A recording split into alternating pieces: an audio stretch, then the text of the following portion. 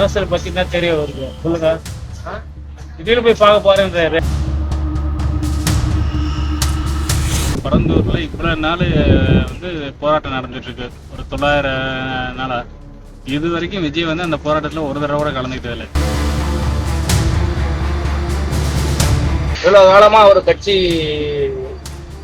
வராதவரை இன்றைக்கு ஏன் வராரு என்ற கேள்வி எழுந்துள்ளது. புலி வருதுன்னு சொல்லுவாங்க, அது மாதிரி விஜய் சொல்லிக்கிறாரு. இவ்வளவு நாள் இந்த இதுல கலந்துங்க, இப்ப சடனா ஏன் இது பண்றாரு? இது எல்லாம் அரசியல் லாபத்துக்காண்டி பண்ணிட்டு இருக்காரா? விஜய் ஒரு கருத்து சொன்னாரு. பரந்தூர்ல 90 நாட்கள் போராட்டம் நடந்தது. அதில் கலந்துக்கல விஜய். அரசியலுக்கு வந்த பேர் தான் இப்போ போய் பார்க்கறதுன்னு சொல்றாரு. இதுக்கு முன்னே அரசியலுக்கு வராத அவர் போய் பார்த்துட்டாரு. அது ஒரு வேல்யூ இருக்குது. இப்போ அரசியல் லாபத்துக்காக ஓட்டு கணிக்கும், அனுதாபம் ஓட்டு கணிக்கிறதுக்கோசம் விஜய் அங்க போறாரு பரந்தூருக்கு. அதனால இது அரசியல் லாபத்துக்காக ஒரு பாடு போறா தவிர மக்களுக்காக பாடு போறல. இவ்வளவு நாள் பேசாதது நீ மட்டும் போறாரு. அவரு போய் என்ன பண்ண போறாரு? அவர் வராதே இருந்துக்கலாம். அரசியல் இவர் ஒரு அரசியல் பண்ணலான்னு பாக்குறாரு.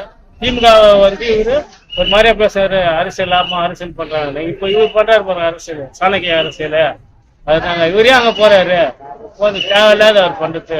அனுதாபம் ஓட்டு கிடைக்கும். 2026 எலெக்ஷன் வரப்போகுது. அதனால அந்த அரசியல் லாபத்துக்காக ஒரு போறாரு, மக்கள் கவர் பண்றதுக்கு. இது மேல பண்ண விஜய் புரியுதுங்களா? கொஞ்சம் அரசியல் வரது கூட போய் பார்த்துருந்தா அது வேற விஷயங்க. அரசியல்ல அவன் பார்க்க அறிக்கை ஒரு டெய்லி ஒரு அறிக்கை விடுறாரு, ஒரு இது பண்றாரு விஜய். சினிமா மாதிரி நினைச்சாருங்க விஜய். சினிமா டைலாக் எழுதி பேசுவாங்க, அதே மாதிரி தான் அரசியல் மாதிரி பேசல. அரசியல்வாதி விஜய் சினிமால டைலாக் எழுதி கொடுத்தா எப்படி பேசுவாங்க, அது மாதிரி தான் படப்பட பேச நிறுத்தி அழகா நின்று பேசணும். புரியுதுங்களா? ஒரு அரசியல் பத்தி என்ன தெரிய வருது சொல்லுங்க.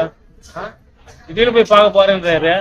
பார்த்து இவர் கூட மக்கள் வருவாங்க, அப்படியே கவர் பண்ணி 2027 எலெக்ஷன்ல நின்று முதல்வராக அவரால் கனவு காண்டாரு. அவர் கனவு பலிக்காதுங்க சொல்றாங்க.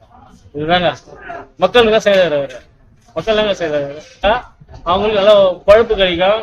அது இல்லாத இளைஞர்களுக்கு வேலை வாய்ப்பு கிடைக்க வாய்ப்பு இருக்குது. அதை நான் பாராட்டுறேன். இருந்தாலும் இவர் திடீர்னு இது நேரத்துல உள்ள போறாரு விஜய். இதெல்லாம் சரியில்லை. திமுக ஆட்சி நல்லதான் பண்றாங்க. ஆனா இவர் திமுகவே மறைமுகமா சொல்லாம ஒரு இதுவா சொல்றாரு. அவரு புள்ளி வச்ச மாதிரி அவரு. இருந்தாலும் அரசியல் பத்தி கூட தெரிஞ்சுக்க வேண்டியது இருக்கு விஜய். புரியுதுங்களா? விஜய் இப்பதான் வந்தாரு. விஜய் அவங்க அப்பா எட்டு வந்தது கலைஞர் இருந்தாங்க. அவரே எதுவும் பல கம்பெனிக்கிறாரு. இவர் பண்றாரு. விஜய் பண்றது கருத்து கொஞ்சம் செயல்படணும். புரியுதுங்களா? அதுதான் சார் என்னுடைய கருத்து. அங்க போற புலி வருதுன்னு சொல்லுவாங்க, அது மாதிரி விஜய் சொல்லிக்கிறாரு. சினிமா வேற, அரசியல் பாலிடிக்ஸ் வேறங்க.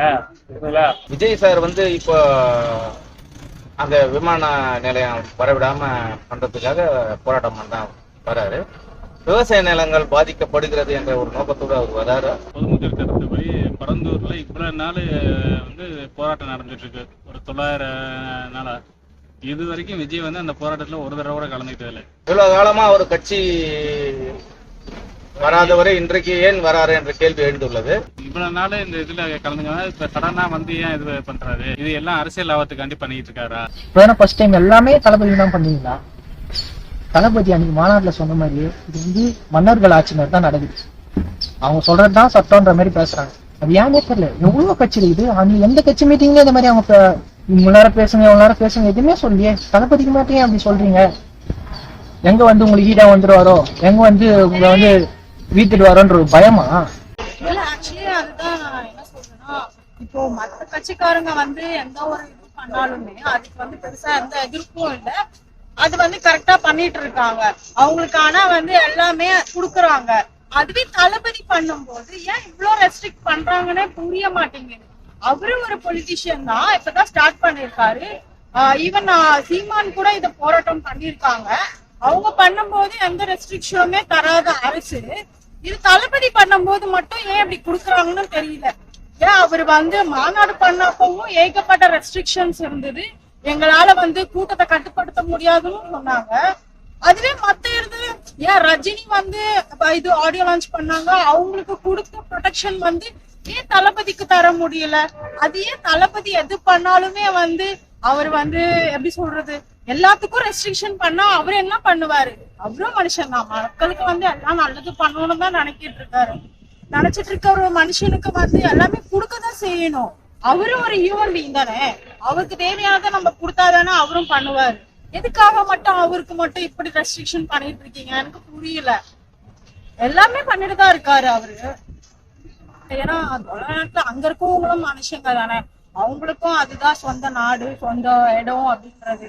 நம்மள இப்ப வாழ்ந்துட்டு இருக்க இடத்த விட்டு வெளியில போங்கன்னு சொன்னா நம்மளுக்கு எவ்வளவு கஷ்டமா இருக்கும். அது மாதிரிதானே இப்ப பரந்தூர்ல இருக்கவங்களுக்கும் கஷ்டமா இருக்கும்.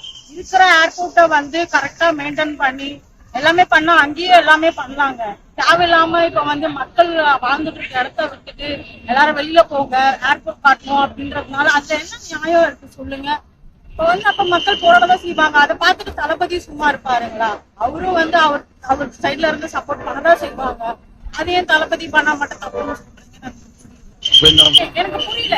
இப்போ அவரு ஸ்டாலின் சாரும் மீட்டிங் வைக்கிறாங்க, கான்பரன்ஸ் வைக்கிறாங்க, அவருக்கும் ஏகப்பட்ட கூட்டம் வருது. உங்களால உங்க சைட்ல இருந்து வர கூட்டத்தை கட்டுப்படுத்த முடியுதுன்னா இப்ப தளபதிக்கும் வர கூட்டத்தை உங்களால கட்டுப்படுத்த முடியலாமே. இப்போ ஒரு ஆடியோ லான்ச் பண்றாங்க அப்படின்னா அந்த இடத்துல நீங்க மக்களுக்கு எல்லாமே பண்றப்போ அதே தளபதி சைடுக்கும் நீங்க பண்ணலாமே. அதுதான் என்னோட கோரிக்கை. இப்போ ஆடியோ லான்ச்சுக்கு இப்ப ரஜினி சார் கூட ஆடியோ லான்ச் பண்ணாரு, ஏகப்பட்ட கூட்டம் எவ்வளவு ப்ராப்ளம் வந்துச்சு. அதை ஈஸியா ஹேண்டில் பண்றப்போ நீங்க தளபதிக்கும் சேம் அதே அப்படி ஃபாலோ பண்ணலாமே.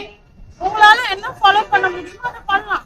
இப்ப இவ்வளவு மக்கள் வாங்க, இப்படி லைன் பை லைனா வாங்க, ஒரு இப்போ 1 hourக்கு இவ்வளவு மக்கள் வரணும்னா ஓகே அவ்வளவு மட்டும் வாங்க, பாத்துட்டு லைனா அமைதியா போங்க. இப்படி ஏகப்பட்டது வைக்கலாம். எதுக்காக நீங்க தளபதிக்கு மட்டும் இவ்வளவு ரெஸ்ட்ரிக்ஷன் கொடுக்குறீங்கன்னு எனக்கு புரியல. சோ ஸ்டாலின் சார் நீங்க தான் ஏதாச்சும் நீங்க பண்ணணும். ஏன்னா அவரும் இப்பதான் புதுசா வர மக்களுக்கு நல்லதும் பண்ணணுன்றதுக்காக தான் வந்துருக்காரு. அவருக்கு இப்பவே ஸ்டார்டிங்கே இவ்வளவு ஏகப்பட்ட ரெஸ்ட்ரிக்ஷன் வச்சிங்கன்னா அப்புறம் புதுசா வர எல்லாருக்குமே ஒரு பயம் இருக்கதான் செய்யும். பயந்துதான் போவாங்க. பாதகம் செய்பவரை கண்டால் நாம் பயம் கொள்ளலாகாது பாப்பா.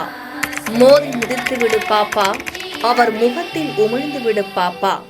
அண்மை செய்திகளை உடனுக்குடன் தெரிந்து கொள்ள இணைந்திருங்கள் எம் நாடு தொலைக்காட்சியுடன்.